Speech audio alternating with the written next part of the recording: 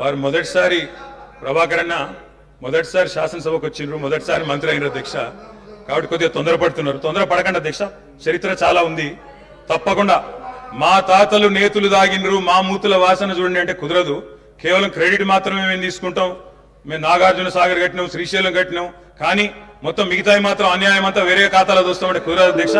బరాబర్ చెప్తాం, ప్రధాన ప్రతిపక్షంగా ప్రజల తరపున బరాబర్ లెక్కలు చెప్తాం. బరాబర్ కాంగ్రెస్ పార్టీ యొక్క ఏమేమి దురాగతాలు ఉన్నాయో అవన్నీ చెప్పవలసిన బాధ్యత మా మీద ఉన్నది. బరాబర్ చెప్తామని చెప్పి కూడా తెలియజేస్తా ఉన్నా అధ్యక్ష. అధ్యక్ష, పడావుబడ్డ భూములు, పాడుబడ్డ ఇండ్లు, ఆకలి కేకలు, ఆత్మహత్యలు, వలసలు, కరువులు, కర్ఫ్యూలు, ఎన్కౌంటర్లు, కరెంటు కోతలు, కటిక చీకెట్లు, నెర్రలు బారిన నేలలు, నెత్తురు గారిన నేలలు. ఇదే కదా ఆనాటి మీ గొప్ప ఘనత వహించిన ప్రభుత్వంలో ఆనాడు మీరు చూపెట్టిన అద్భుతాలు ఇవే కదా అధ్యక్ష. ఒక్క మాటలో చెప్పాలంటే అధ్యక్ష, వీళ్ళ పాలనలో తాగునీటికి దిక్కు లేదు, సాగునీటికి దిక్కు లేదు, కరెంట్ అనేది అడ్రసే లేదు. ఇక ఇది వీళ్ళ పాలన అధ్యక్ష. 50 ఏళ్లు పరిపాలించి అధ్యక్ష, ఇక్కడ కూర్చున్న సభ్యులు ఆలోచన చేయాలి అధ్యక్ష. రాజగోపాల్ రెడ్డి గారు చేస్తున్నారు.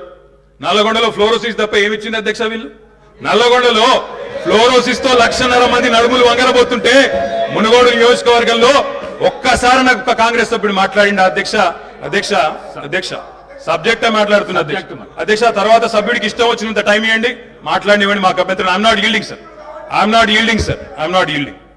అధ్యక్ష, నల్లగొండలో ఫ్లోరైడ్ బాధలు, దేవరకొండలో పసిపిల్లల అమ్మకాలు, పాత బస్తీలో మైనారిటీ తీరని బాలికల వివాహాలు, మహబూబ్ నగర్ లో గంజి కేంద్రాలు, పాలమూరు నుంచే 14 లక్షల మంది వలసలు ప్రతి సంవత్సరం. అధ్యక్ష, ముఖ్యమంత్రి రేవంత్ రెడ్డి గారి సొంత నియోజకవర్గం కొడంగల్లో ప్రతిరోజు 2 బస్సులు అధ్యక్ష బొంబాయికి పోయేది. కొడంగల్లో, నారాయణపేటలో, మక్తల్లో ప్రతిరోజు 2 బస్సులు. అదేవిధంగా అధ్యక్ష, ఆ బస్ స్టాండ్ కు పోతే వలసలను చూసి సలసల కాగే కన్నీళ్లను గారుస్తూ ఆ భార్యా పిల్లల ఏడ్పులు. అదేవిధంగా 50 ఎకరాలు ఉన్న రైతైనా సరే అధ్యక్ష, తెలంగాణలో ఆనాడు కాంగ్రెస్ పరిపాలన ఎంత గొప్ప పరిపాలన అంటే అధ్యక్ష, మహబూబ్ నగర్ లో 50 ఎకరాలు ఉన్న రైతైనా సరే గుంపు మేస్త్రిగా పనిచేసే దుస్థితి అధ్యక్ష. హైదరాబాద్కి వచ్చి కూలీ చేసుకునే దుస్థితి. ఇది వాస్తవం అధ్యక్ష, వారికి కూడా తెలుసు. ఒక్క మాటలో చెప్పాలి అంటే తప్పకుండా చెప్తాం అని చెప్తాం. గౌరవ అధ్యక్ష కేటీఆర్ గారు చెప్తా. గౌరవ కేటీఆర్ గారు ఒక్క నిమిషం, డిప్యూటీ సీఎం గారు మాట్లాడతారు. అధ్యక్ష, ప్రభుత్వం మారింది, ప్రజలు అత్యంత ప్రజాస్వామ్యతంగా తీర్పిచ్చారు. మేము చాలా విశాల హృదయంతో ప్రభుత్వం తరఫు నుంచి చాలా స్పష్టంగా చెప్పాం. అత్యంత ప్రజాస్వామ్యయుతంగా సభను నడుపుకుందాం, ఉన్నటువంటి విషయాలపైన లోతుగా చర్చిద్దాం, నిర్మాణాత్మకమైనటువంటి సూచనలు మీరు ఏమిచ్చినా మేము తీసుకోవడానికి సిద్ధంగా ఉన్నామని చెప్తా ఉన్నాం.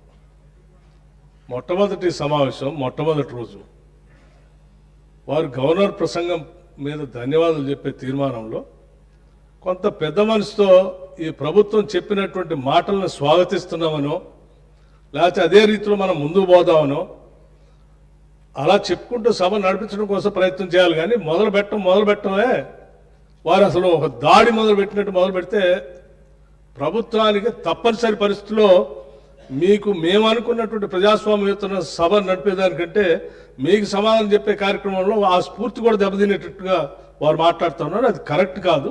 దయచేసి మీరు ఏం చేశారనుకుంటున్నారో చెప్పండి, మేము ఏం చేయాలనుకుంటున్నారో చెప్పండి. దాని ద్వారా రాష్ట్రానికి ఏమైనా చేద్దామనేటువంటి ఆలోచన ఉండాలి తప్ప మీరున్న టైంలో గన్ సెంటర్లు ఉన్నాయి, మీరున్న టైంలో అసలు నీళ్ళే లేవు. నీళ్ళు ఏడలేవండి.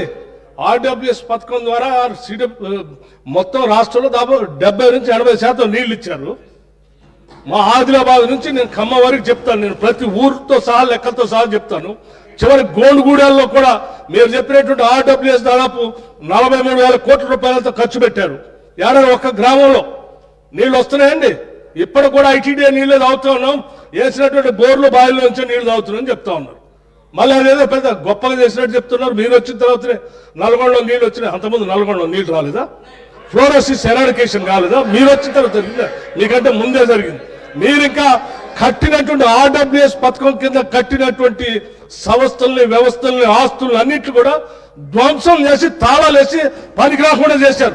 వాటి మీద కూడా లెక్కలతో మేము బయటకు తీస్తాం, రివ్యూ చేస్తాం అధ్యక్ష. దయచేసి మీరు చెప్పండి. ఎస్, మీరు 10 ఏళ్ళు పాలన చేశారు, ప్రజలు తీర్పిచ్చారు. ఈ తీర్పిచ్చినటువంటి తీర్పు ద్వారా రేపొద్దున ఇంకా భవిష్యత్తులో ఈ రాష్ట్రాన్ని ఇంకా ఎంత ముందు తీసుకొని పోదాం. మీరు ఏదైనా ఉంటే నిర్మాణ సూచనలు చేయండి. మేము వినడానికి సిద్ధంగా ఉన్నాం, అమలు చేయడానికి కూడా సిద్ధంగా ఉన్నాం.